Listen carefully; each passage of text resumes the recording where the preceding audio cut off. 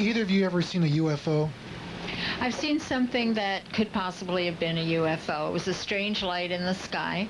I couldn't explain it any other way. I wasn't the only person who saw it. Pinkish, whitish light moved across the sky upwards. So anyway, it was a very clear view. It was a clear night. It was not an airplane. You could have some major reaction on the part of the populace. You could have panic. You could have some major fear. And some of the truth about it is being concealed. Bill, I understand you've just published a new book called Cosmic Top Secret. Can you describe what that book is about in a couple of sentences? Yes, what I'm trying to do here is trace the development of the early government crash retrieval operations, like the Roswell incident, and what has taken place since that time up to the present time. In other words, if there were such recoveries as alien spacecraft and alien bodies that were taken up to places like Wright-Patterson Air Force Base, we believe they didn't just put them in cold storage and let them sit there, but they were an object of scientific and engineering study. So over a period of time, there had to be a development cycle like there is in any engineering or scientific project.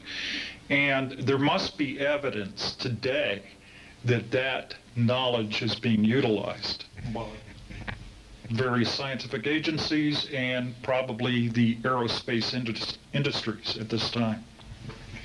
Do you have any of that evidence that you can describe right now? Yes. Let me remark that there are two kinds of routes this evidence travels. Okay, one is by informants. That is, people who have worked on some phase of a secret or classified project that's dealing with this alien technology.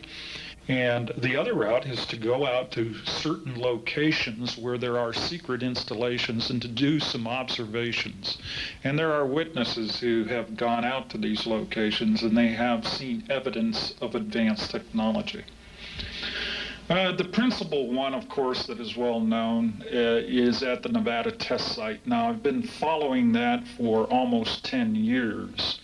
When there was a report that came out in the early 80s that there was a secret project being conducted at the northern end of the Nevada test site, referred to as Project Red Light.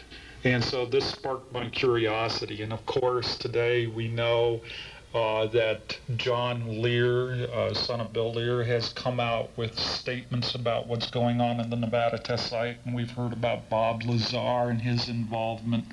And there have been other trickles of stories coming out of the Nevada test site, all indicating that there's a very strong possibility that alien technology is being tested at this test site. And if it is, then it's only part of a very large program of some magnitude, and there must be other feeder lines elsewhere and other activities and operations going on elsewhere.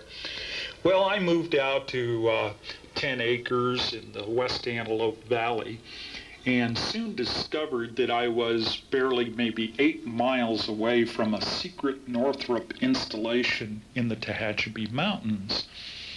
And this installation came to my attention during a period of time in the summer of 1988 when a couple, the man whose name is Ray, was an inspector on the B2 project at Northrop, okay? And he had gotten off a swing shift, and he and his girlfriend Nancy had gone up on this plateau, which is just outside of the perimeter fence area of this secure installation up there in the saddle of the mountains. And they saw a very strange object at about 1 o'clock in the morning when they were up there just looking at the lights, the stars, and what have you.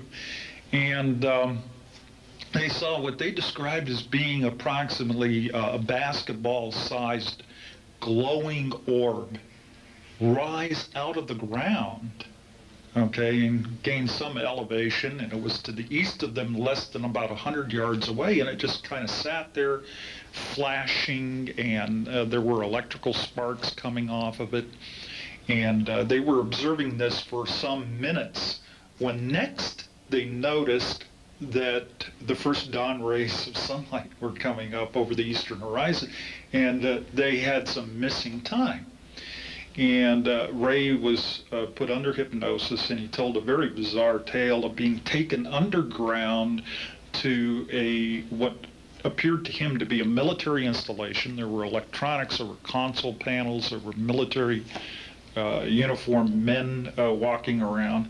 And he saw Nancy being put on this table, and surrounding the table were what he described as little gray alien beings, the typical large-headed, almond-shaped eyes, what have you.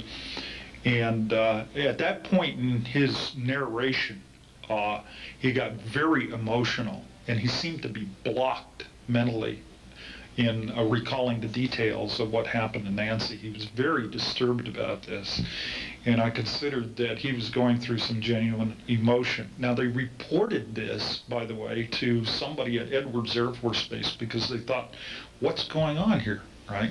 And they had some harassment afterwards, and they decided to withdraw, and they wouldn't even talk to me anymore. And just a few short months after that, on the night of the 26th of October, 1988, two very large boomerang-shaped objects flew over the West Valley, accompanied by about 17 discs.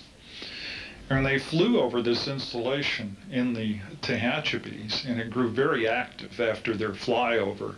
And these objects were also seen later that night in the Fresno area, and it made the newspapers, okay? And I've been told, even by one of the engineers there, and he was very convincing, and he said, boy, if people do not believe that these aliens exist, I can assure you that they do. If what you're saying is true, it paints a very disturbing picture of government activity and obviously things that the American public know very little about. Can you summarize what you would like to advise the American public in terms of how to respond to this information? I think what we need to do, of course, is air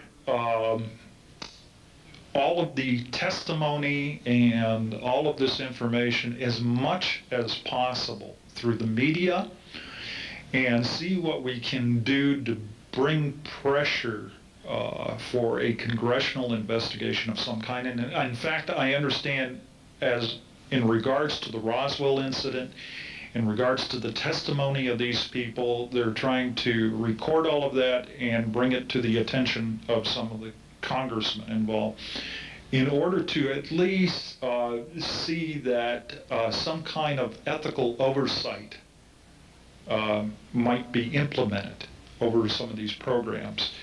I think it's important that that be done, and I think that it's important that the public be made aware, not of national security secrets so much as just the fact that we do have an alien presence and that we are developing this technology, and be assured that we're not developing this technology for some malevolent purpose. Thank you, Bill Hamilton, author of Cosmic Top Secret. Would you hold your book up for the camera, Bill? How much does it cost, and where can you get it? Okay, this will be $8.95 when it's in bookstores. You can order it mail order from Inner Light Publications in New Brunswick, New Jersey.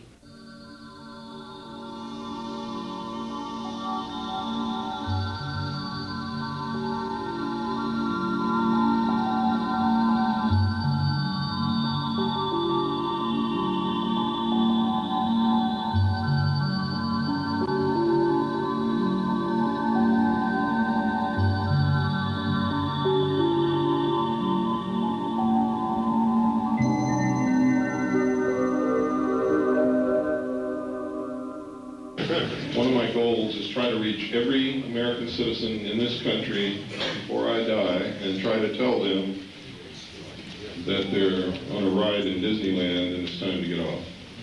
First, I want to tell all of you, I do not want you to believe anything that I say. I always preface my talks with this, nor do I want you to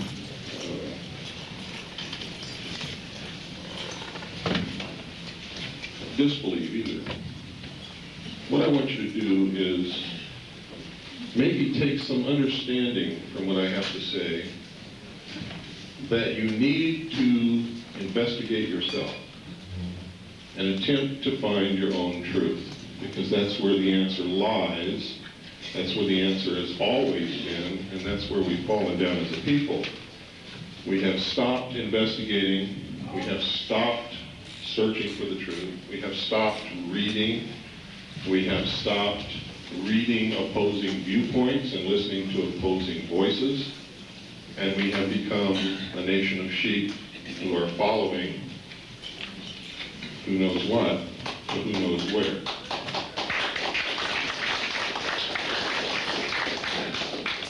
When I left home, I joined the Air Force. I went into the Strategic Air Command, where I was an aircraft and missile hydraulic technician, which is a fancy word for air and fluid under pressure, which operates most of the systems on modern aircraft. While in the Air Force, I met people who told me, after they had had quite a few beers under their belt, or whatever it was that they drank, and to be honest, I was drinking also, and also had quite a few under my belt, they would tell me stories of having participated with teams that recovered crashed extraterrestrial spacecraft, not of this Earth, and transporting these craft to secret military installations where they could be studied, or from there transported on to somewhere else. They didn't know the ultimate destination. One sergeant told me that he was on a team, his name was Sergeant Meese, he was on a team in Texas that transported a craft that was so large that on a flatbed truck, they only moved it at night. They had to have a team go ahead and take down fence posts and telephone poles in order to be able to pass along the back roads, because they could not use the main highways. These roads were closed to normal traffic during this time, during the night. Before the sun would come up, they would have someone who had gone ahead and either leased or purchased a piece of property where they would set this object during the daylight hours, covered and under military guard, and the next night they would resume their journey. Of course, it took quite a while to move something like that, but they did it. Behind them, another team came, replaced the fence posts and the telephone poles and anything else that had been taken down so that it could pass. Quite honestly, I was a young man. I wasn't interested in that kind of stuff. I was interested, but it really wasn't where my head was at, and I didn't really believe it anyway. I was really interested in Susie down at the end of the bar more than I was listening to the sergeant tell me about working all through the night transporting something that I didn't believe in the first place. But my sense of adventure had not been satisfied when I left the Air Force, and I decided, seasick or not, I'm going to the Navy, because that's really what I wanted to do. I went into the United States Navy, volunteered for submarines. Everything I've done all my life has been just absolutely crazy. Got submarines. Was stationed on the USS Tyro, SS 416 at Pearl Harbor submarine base in Hawaii, where during a transit from the Portland, Seattle area to the Pearl Harbor submarine base, as the port lookout, I witnessed an object. It was a disc-shaped object, commonly called a flying saucer, come up out of the ocean, tumble on its axis, and disappear into the low layer of clouds. I was dumbfounded. All my life I'd heard stories about these things and didn't believe it. And here I was looking at one, and it was the size of an aircraft carrier. And before I could even raise my binoculars off my chest this time, either the same object or another one just like it came down out of the clouds, and it was like a hole just opened up into the ocean, and this thing just followed right into the hole. Ensign Ball's mouth dropped to his chest, his binoculars dropped. He turned around and looked at me and said, "This had to happen on my watch." And we still don't know to this day why it happened or what was going on, but I do know this. I know that it was metal and that it was a machine. And that we were not suffering from optical illusions, delusions, insanity, or anything else. It was metal, it was a machine, it was intelligently guided. The only question in my mind was who the hell was flying the damn thing? We were told that it was classified, that we were not to discuss it, not even amongst ourselves. Now, after I left Vietnam, I was sent to serve on the intelligence briefing team, Commander-in-Chief of the United States Pacific Fleet at Makalapa, Hawaii. At that time was Admiral Bernard Clary. And I served there between the years 1970 and 1973. Also stood Petty Officer of Watch duty in the command center, during which time I was the designated speak-out operator for the crypto machinery in the command center message center. So my primary duty was to serve on the intelligence briefing team, my secondary duty, which was watch standing. While I served on this briefing team, I saw top secret compartmentalized information that told me that extraterrestrials are real, that they're here, that UFOs are machines, not things from other dimensions or blobs of plasma or anything else, but machines that these beings fly. Now I'm also going to tell you that I don't know if that's really the truth or not.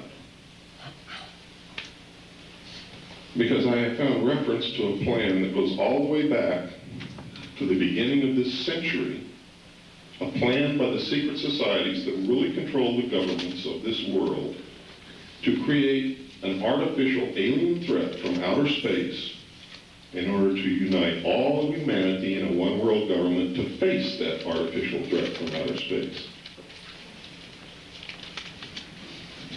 Now, isn't it incredible that we've been prepared by sightings of UFOs over all this period, and then when the sightings and UFOs become unbelievably numerous, more than any time else in the history you see on television, AT&T, one world, one car, and you hear George Bush suddenly begin talking about a mysterious new world order. Now, I'm not telling you that that's what's happening, but I'm telling you it's a very, very strong possibility. When you begin to really research this and drop all your bigoted ideas and all of your own prejudices and quit saying this can't be or that can't be or I'm not going to look at this because it doesn't pertain, and you really start looking into this, you find that not only is it possible, it's highly probable. You also find that there's tremendous evidence exists that extraterrestrial visitation is taking place. You see, I don't know the answer, and I don't pretend to, but I am after the truth. And I am really concerned about the United States of America and about our Bill of Rights and about our Constitution, and that's what drives me. I don't really care about all the other stuff. And I think it'd be real neat if extraterrestrials are here. It'd be the most significant thing in the history of mankind. But I'm going to tell you this. If they're real, they're going to be used as an excuse to take away our rights and form a one-world socialist totalitarian government that has been in the planning and can be proven beyond any shadow of a doubt it's going to happen. And it's in process of taking place right before your very eyes at this time.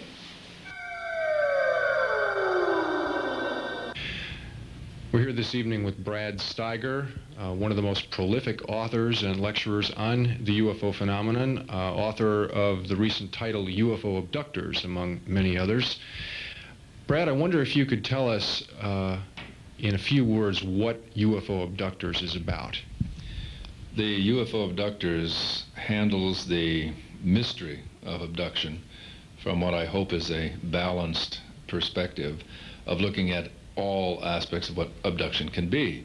Are they actual physical encounters in which people are truly examined by doctors from outer space? Are they experiments in somehow a mingling of divergent species done in the laboratory, perhaps with sperm and egg from human or alien somehow blending together?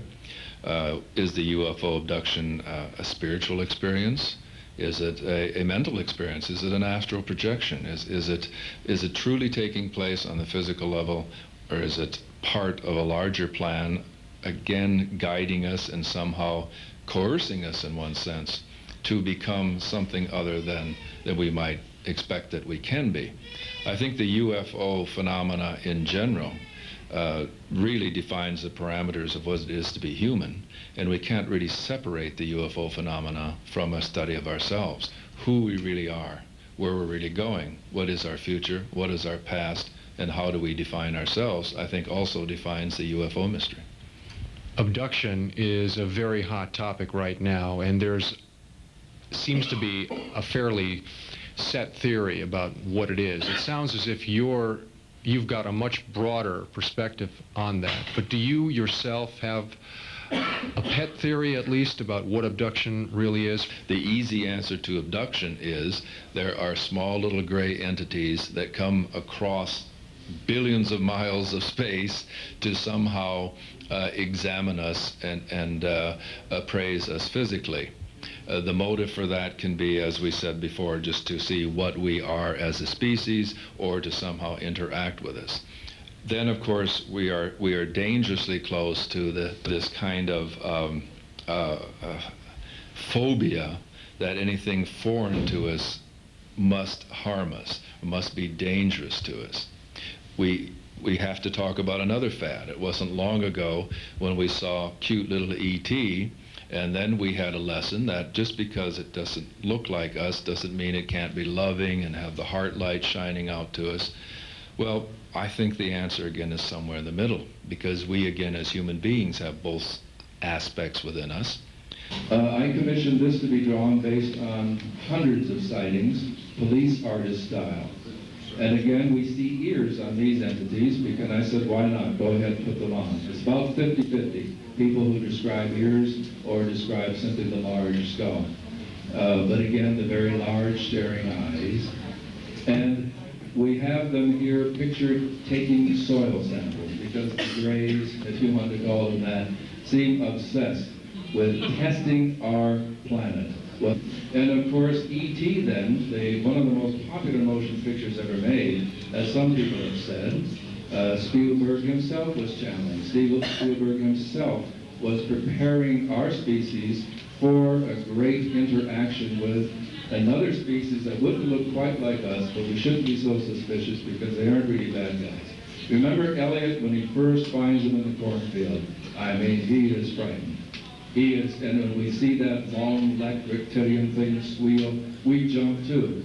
But we come, as Elliot did, to feel an affection for it. Now again, is that part of brainwashing technique? Is that part of a programming to help us prepare? Those are the questions that are being asked now. Are they good guys or bad guys? Now the reptilian species, the evolution is possible.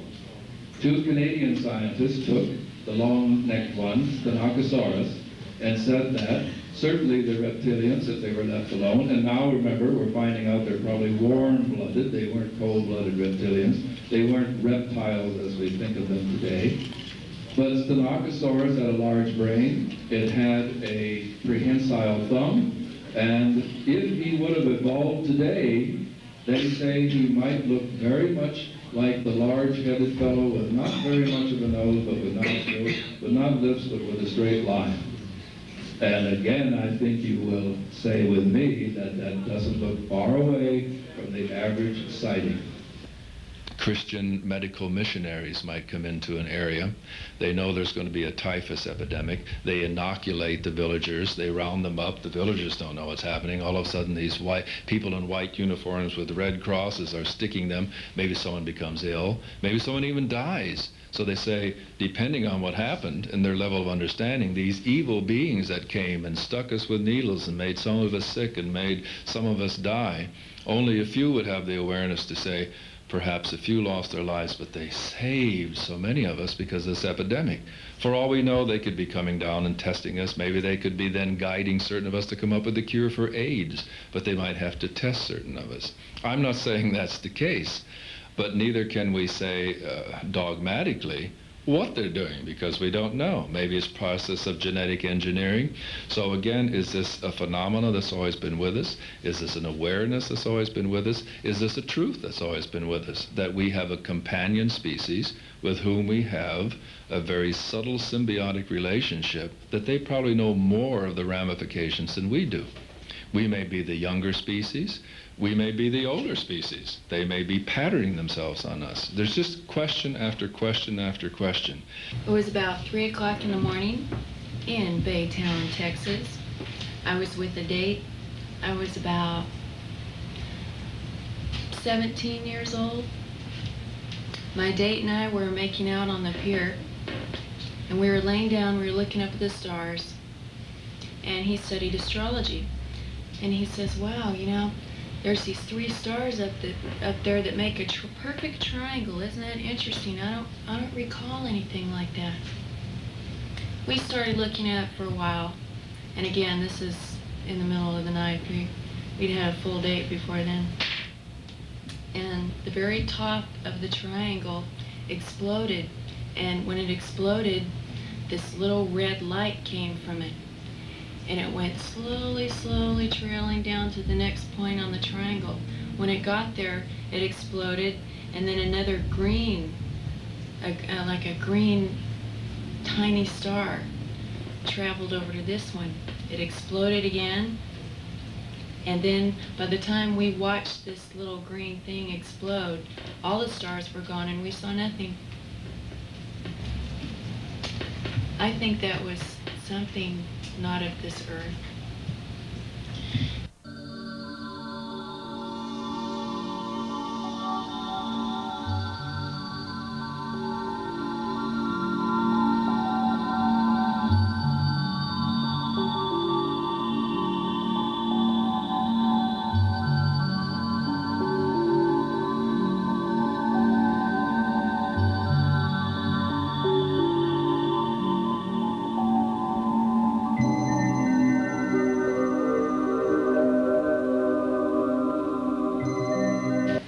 The alien presence is absolutely for sure known by our government and other governments, and it is a source of great concern.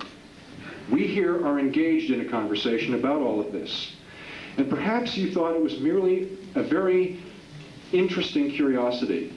I know that some of you didn't think that, but perhaps some of you are here on that level. Let me invite you to change your attitude about that. Let me invite you to say to yourself, I don't understand this, and I don't even necessarily want to believe it. I mean, if you need to say that, because I certainly did, and I understand if that's how you need to feel about this. Take the step of educating myself as best I can. I will talk about this. I will attempt to take this seriously because, my friends, we really are dealing with one of the most profound occurrences in all of history, and it does and will shape our future in an absolutely dramatic way. Something strange happened for the first time in UFO history in the United States. These spheres, these balls, started to appear, 14 of them in all. 3 legs telescoped open, and the small craft touched down to the ground. Here are the balls.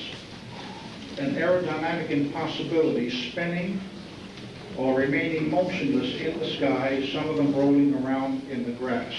And here we have another series of pictures taken by the same gentleman who has the knack of being at the right place at the right time. And many UFO debunkers are so envious of this man it isn't funny.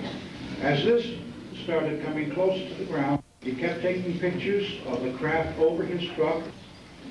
It opened like a clam, exposing a series of portholes or windows. NASA is famous for keeping secrets. During the Truman administration, Unidentified flying objects were photographed circling what's called restricted air, restricted corridors. In Washington, you're not allowed to fly anywhere near the official buildings. The funny thing about this story was when our airmen were sent up to investigate, they could not visually make any contact with these objects at all, but yet there were still views from the ground and the pilots couldn't see them. And as the story goes, suddenly the planes found themselves surrounded by these UFOs, and that night many of those pilots got religion. Next. Here we go. Over restricted area in 1952. Here we have a strange case of a UFO that landed in a place called Milan, Italy. My wife and I were over there not too long ago. The witnesses claim that they saw this thing land in the snow. They had just come from high mass, and they were running toward the object, and they saw this person slip out of the object, slide down the right side of it. It looked like he was encased in some kind of a space outfit very similar to astronauts and cosmonauts. And they were running toward the object, toward the person, screaming at the top of their voices in the Italian tongue, "Welcome, we're glad to see you, come over to our house and have spaghetti," and stuff like that. With one jump, this space person evidently didn't like spaghetti, so he jumped on and into the craft. The craft rose 500 feet, turned a brilliant red, and shot over toward the city of Rome.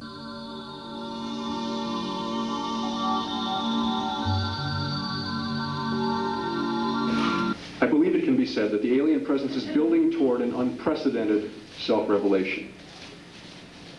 I believe there is a clear sense, and I find this idea shared by many researchers around the country, there's a clear sense that the alien presence is becoming much bolder, much more assertive. They want us to know they're here. I believe it's highly possible. I don't know if they're visiting us. I believe it's highly possible that they're out there, yeah. I think that's ignorant to think they're just not possible. So you're saying that you have personally viewed objects on the moon that are not just part of the moon? That's correct. I had a sighting with 8 people. Together we were at an elevation of 7,000 feet where we set up our telescope, where we observed 2 nights in a row 3 enormous large objects in the crater Archimedes, and cigar-shaped, one crater in the northern part, one spacecraft in the northern part, and 2 in the southern part of the crater. So when I made contact with other people that were interested in the same subject, they confirmed my findings, because they too had seen different objects, large objects on the moon. That sounds like something that would have to be seen by professional astronomers at the big observatories. Are they talking? Some of them do, some of them don't.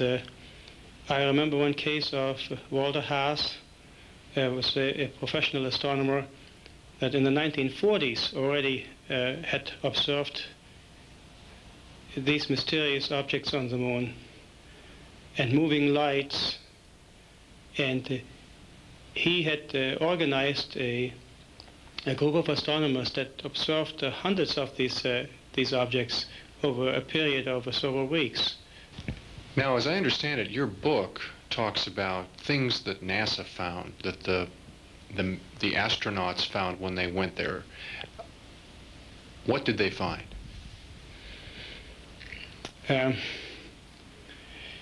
For instance, astronaut Stafford made a statement that he is observing right now very pretty little volcanoes on the moon. They found by leaving seismic instrumentation on the surface that there is still seismic activity that's registering there. That means that the moon is not a dead place, that something is taking place inside in its interior. They found water geysers spraying water over a wide area on the lunar surface. And they also, when the Apollo astronauts approached a a surveyor spacecraft that had landed there earlier by remote control. They removed the camera system, and the whole spacecraft was thoroughly sterilized, everything. And when they brought the system back to Earth, they found microbes, not only on the lens, outside, but also inside the lens, growing in the camera system. And so consequently, microbes, according to my interpretation, means there's something alive.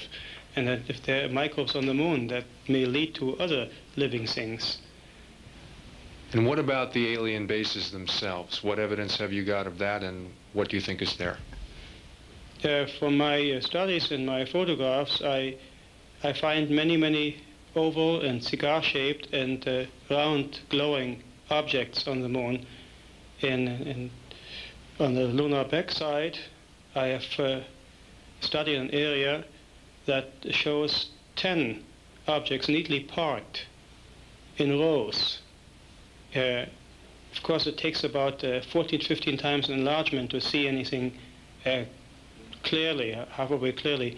But still, you can know for sure that this is something that is artificial. It's not artificial, but it's man-made, because there are rows lined up of seem to be like egg-shaped objects or oval objects that have to be made by some intelligent creatures in civilization. This one was taken in 1952 by Adamski, and this is an enormous, approximately over 1 mile long spacecraft. This is a picture that I have on my front page. This is a NASA photo. It shows an enormous large object between our orbiting spacecraft and the lunar surface. There's another one behind it up on top, as you see, and also the shadow that is cast on the left of the ship and behind it, showing you that it's above the ground. Here's a construction on the moon that looks extremely artificial. Not only is the crater perfectly cut, but this huge setup on this side, on the left side of it, which is about 30 miles in length. Everything you're saying runs contrary to what we're told about the moon and about what we found on the moon, which suggests that a huge secret is being kept. Why is that secret being kept? The moon, from a military engineering point of view, would be a perfect base for us. We could go there, we could set up bases, we could live there for a great length of time, and could watch the Earth, and as a superior power, from the military point of view, would be a tremendous advantage for us to keep this as secret as possible.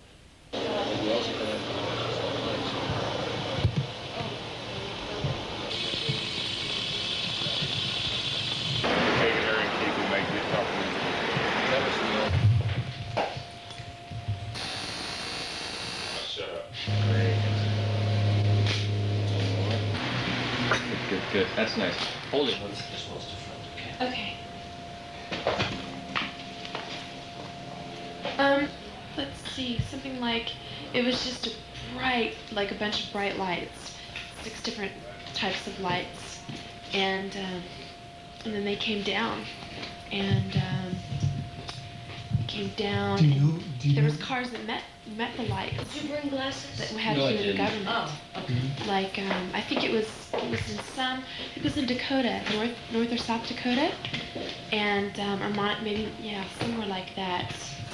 And there was like government cars that met with these. Yeah.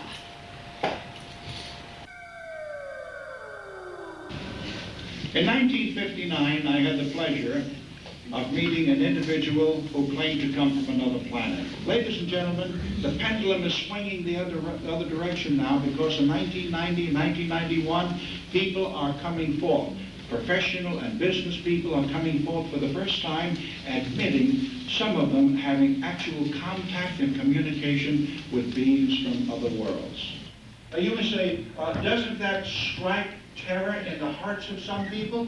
Well, let me give you an example. While in Des Moines, Iowa, I had the pleasure of speaking at a convention banquet. After everything was said and done, people testified about UFO sightings. We saw pictures and videotapes and all the rest of that.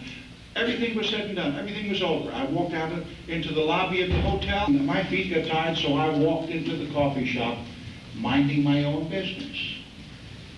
How many of you realize how much trouble you can get into minding your own business? I sat down at the counter. There was no one on either side of me. I sat down, minding my own business, and the waitress, God bless the waitresses of this nation, clear from the other end of the restaurant, she come prancing over to me with a glass of water. And she shouted at the top of her voice, "Hey, aren't you the flying saucer preacher?" What are you going to say? Yes, yes. She said, "Ha!" She's laughing and giggling, and naturally everybody's looking at her and me. And she pointed with her other hand and said, "Were there any green men in your meeting tonight?" I said, "No, not one showed up." And I was getting a little steamed. And she got directly in front of me and set down that glass of water, giggling and laughing. And the only thing I said to her was, "There are two of us." Oh, that's beautiful. There are two of us. She examined the empty seat to my right, the empty seat to my left, and her chin began to quiver, her tongue lip quivering. She leaned over the counter and she said, "Do it in." I said, "Yes, my wife will be in just a moment." Air Force photographer by the name of August Roberts called me on the phone one day when I lived in New Jersey, and he said, "Dr. Strangers, I have photographs that I took at the home of Howard Menger in High Bridge, New Jersey, and I've got the photograph of one fellow who claims he's from another planet." I said, "Augie, what you been smoking?" He said, "Well, I want to tell you the story. Do you want to hear it?" I said, "I'm sorry, go ahead." He said, "I have pictures that I took at this meeting." I said, "Yes, what makes you think that this fellow's from another planet?" "Well, when he looks at me," he said, "I got the distinct impression that he could see straight through me." I said, "My father does that to me now." He said, "Shut up and listen. Do you want to?" "Oh, I'm sorry, go ahead." I said, "What else?" He said, "The man has a tremendous IQ. He could speak every known language of all the people who were assembled at that meeting, and at that meeting there were about 11 or 12 languages, foreign languages represented, and he spoke to them fluently in their own language." I said, "What else?" He said, "The man looked so spacey." I said, "What else?" He said, "The fellow had no fingerprints on either hand." Oh, that I want to see. And then without warning, to my right, here comes a figure of a man toward me with his hand outstretched, whose picture I've been carrying with me for over a year. And with his hand outstretched, he said, "Hello, Frank. How are you?" Augie has said that he had soft skin and that he had no fingerprints. So before I let go of his hand, I took the liberty of examining his fingertips, and they were all bald as a peeled boiled egg. No fingerprints. His skin was soft like a lady's skin, like a baby, but it was a grip of a man. How many of you know what I mean by a man's grip? A strong, good, healthy grip. Do you ever shake hands with someone and you're afraid that they would bury that dead fish someplace?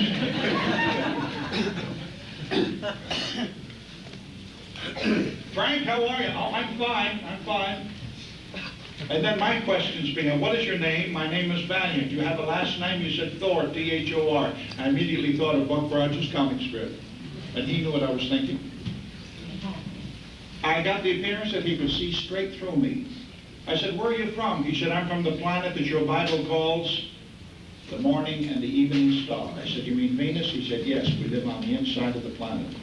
"When did you arrive?" He said, "We arrived in the morning of March 16th, 58 rather, and we depart on March 16th, 1960. All right, what have you been doing since you were here?" He said, "Well, I've been having conversations with several members of the Joint Chiefs, as well as with the President, as well as with the Vice President, at that time Mr. Eisenhower and Mr. Nixon. He said, I gave them, and he stopped for a moment and he paused. And I could see his facial expression change. He said, I offered them ways and means for the people of the United States to enjoy the following: good health, prosperity, and long life. And he said, you know, I was turned down. The president said he'd have to take it under advisement. He had to consult his counselors. And they came back to me. This man said, Commander Valianthor, he said, they told me that if I could give them the material that I was giving them, if I were to freely give it to them, and they were to freely receive it, how to get along without sickness, disease, and even death, he said, you would automatically ruin the economy of the United States. Been to High Bridge, New Jersey. There are people in this particular picture that are from outer space. At the same time, I'll point them out. There's Jill, there's Don, and here's Val. Here they are, Val, Don, and Jill. This is what he looked like when I met him in 1959. Next. This is Don and Jill. This is what they looked like then, and this is what they look like today.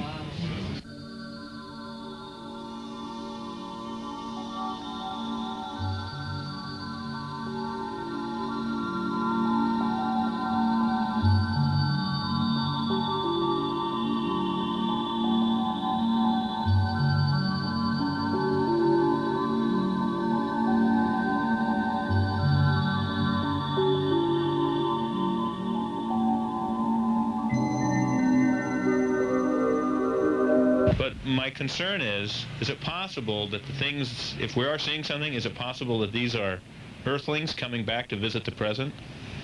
Actually, if you think about it, they really are humanoid. Okay, I mean, they're bipedal, they have heads, they have mouths, they seem to have eyes.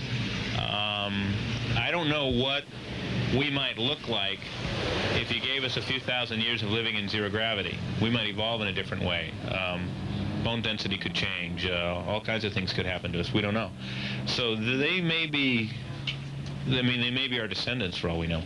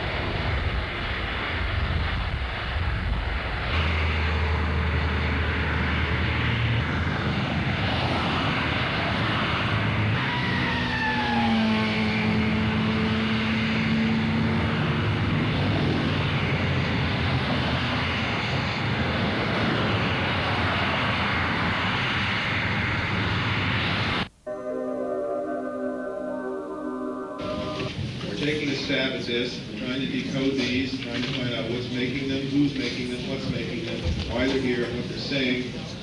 So we don't have the absolute answers. And this became the most famous crop formation in the world.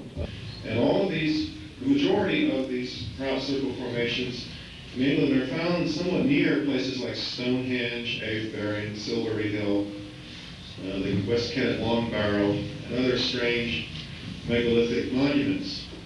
This is one of the spurs. This was not done in a swirling pattern. Here, the crop was just flattened, bang, one direction, then it just stops. So there's a certain amount of control going on. Now this made it rather tough for one of the theorists, Dr. Meaden, who theorized that first the whirlwinds were making these. And if you've ever seen what a tornado does, I kind of think you might doubt that. It'd be a very controlled, disciplined whirlwind. And then he began to theorize there was a thing called a plasma vortex, which is an unproved item in the first place, that had charged ionized plasma particles whirling that would, in a very disciplined way, make these crop circles. So the minute they started having spurs like this, It got to be pretty tough to argue that because those were not circular. Now, the circle started like this. It's called a singleton. Then they built doublets, overlapping doublets, triplets in line, quintuplets, quadruplets, triangular sets, triplets, then individuals with spurs, and satellites, defective ones, not many of those. Then we began to find rings, double rings, three rings, single rings without a circle in the middle, ovals, not too often found.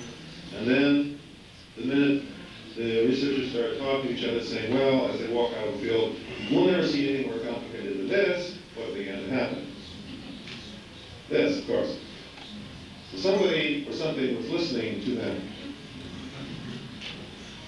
So we get all kinds of combinations of these things put together with those, put together with those. This is not seen very often. This began to see quite a bit in 1989. This was only seen once, a comma. And this has been seen in Japan even. Radial swaths in a circle are seen only rarely, but it has happened, and this has happened rarely. And this has only happened once, where you have the lay-down direction of the wheat is different in each quadrant, which takes a lot of work. More of them. I want to give credit now to two authors, Pat Delgado and Colin Andrews. They've written several great books, and one of them is called Circular Evidence. The next one is called Crop Circles, the Latest Evidence, and we're showing some slides here from their book. This one has been called the Gaia, or Gaia formation, and is supposed to represent the Earth spirit. Another variation on it, the circle here is not completely closed. And in this case, this is a little different. They're not always perfect. This one seems to be a spiral, kind of like a shell, like the Nautilus or something, where you might find a gap here as an entrance or something, where it gets to be a decreasing spiral going in, starting here. This is one that a lot of people like because of its artistic arrangement. Incomplete rings here and here that don't look as though there's missing parts here, but then there's missing parts there, and this seems to fill in what's missing there, but it's in ways. It's almost like an artist had worked on. Now here, this is something that does indicate more intelligent interactions with us. This is what I call the copycat circle. Because this circle is copying the other circle that has sort of a monument in it, and it's trying to duplicate it. This is the equivalent of the monument, and this is the equivalent of this ring here. See? It's almost the same size, but it's like saying, look, Ma, I can do it too.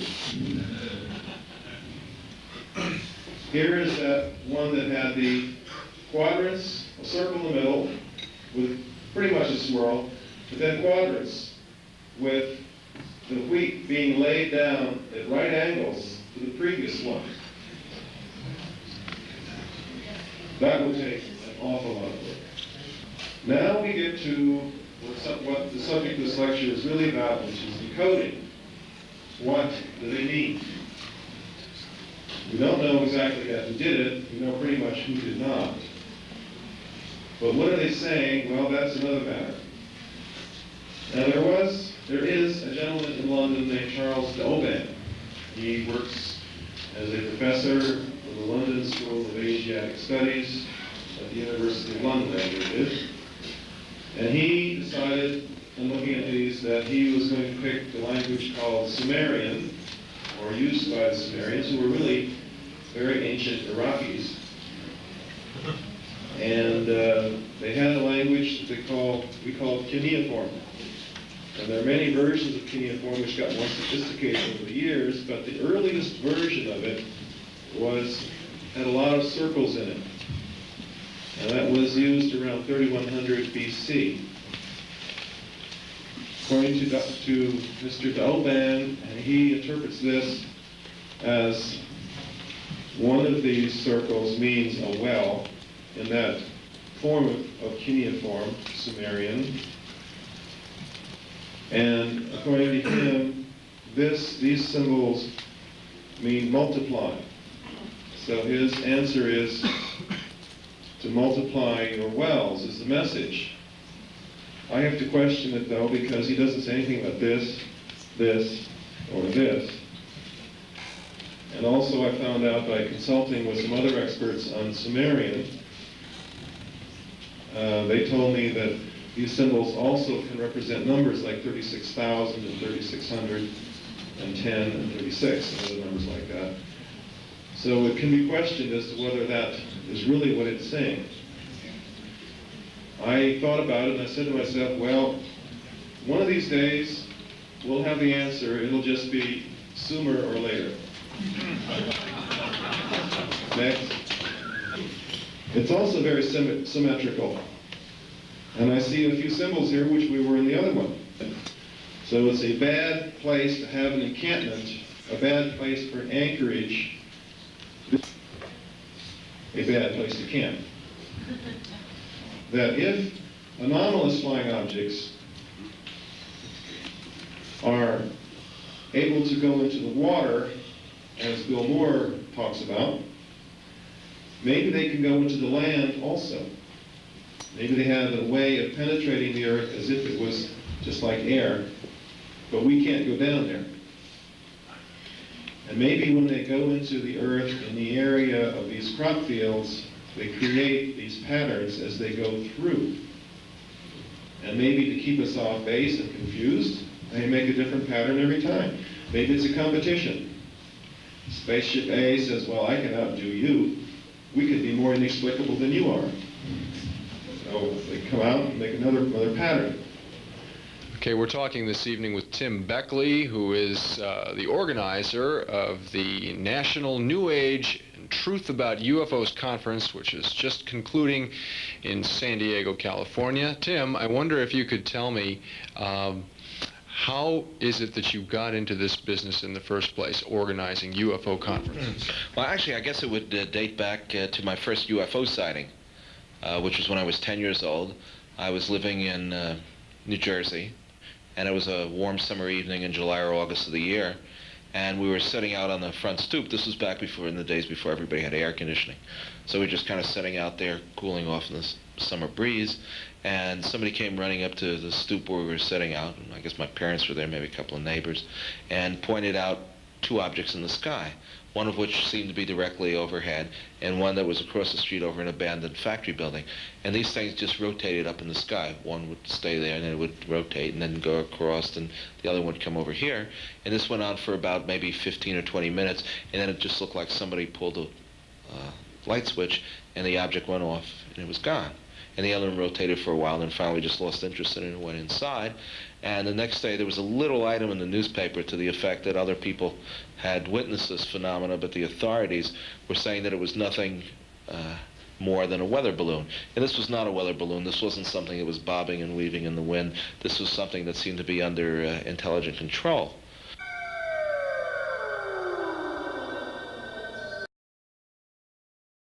Horizon, and they had some missing time.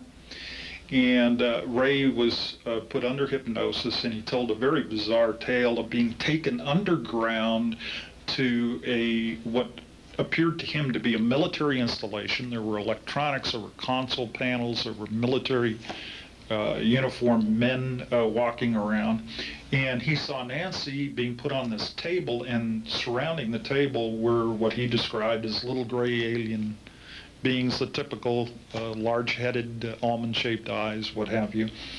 And at that point in his narration, he got very emotional, and he seemed to be blocked mentally in recalling the details of what happened to Nancy. He was very disturbed about this, and I considered that he was going through some genuine emotion. Now, they reported this, by the way, to somebody at Edwards Air Force Base because they thought, what's going on here? right? And they had some harassment afterwards, and they decided to withdraw, and they wouldn't even talk to me anymore.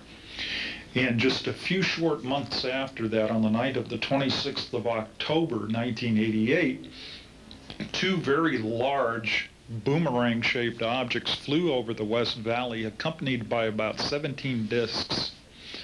And they flew over this installation in the Tehachapi's, and it grew very active after their... Populace, you could have panic, you could have some major fear, and some of the truth about it is being concealed. Bill, I understand you've just published a new book called Cosmic Top Secret. Can you describe what that book is about in a couple of sentences? Yes, what I'm trying to do here is trace the development of the early government crash retrieval operations, like the Roswell incident, and what has taken place since that time up to the present time. In other words, if there were such recoveries as alien spacecraft and alien bodies that were taken up to places like Wright-Patterson Air Force Base, we believe they didn't just put them in cold storage and let them sit there, but they were an object of scientific and engineering study. So over a period of time, there had to be a development cycle like there is in any engineering or scientific project. And there must be evidence today that that knowledge is being utilized by various scientific agencies and probably the aerospace industries at this time. Do you have any of that evidence that you can describe right now? Yes. Let me remark that there are two kinds of routes this evidence travels. Okay, one is by informants. That is, people who have worked on some phase of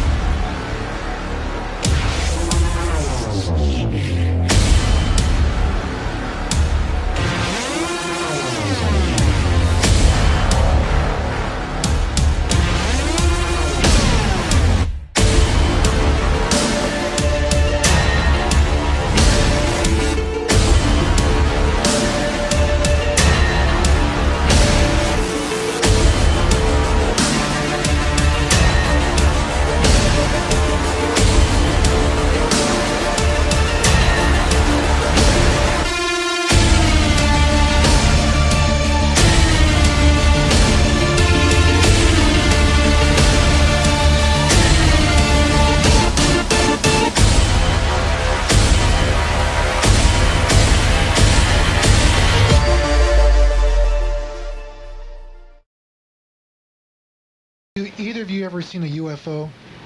I've seen something that could possibly have been a UFO. It was a strange light in the sky. I couldn't explain it any other way. I wasn't the only person who saw it. Pinkish, whitish light moved across the sky upwards. So anyway, it was a very clear view. It was a clear night. It was not an airplane. you could have some major reaction on the part of the population. I moved out to 10 acres in the West Antelope Valley and soon discovered that I was barely maybe 8 miles away from a secret Northrop installation in the Tehachapi Mountains.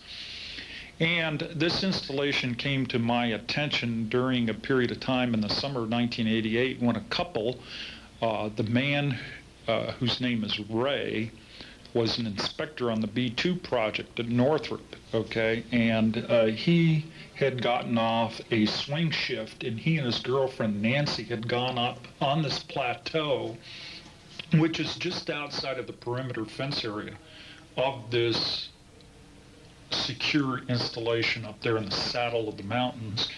And they saw a very strange object at about 1 o'clock in the morning when they were up there just looking at the lights, the stars, and what have you.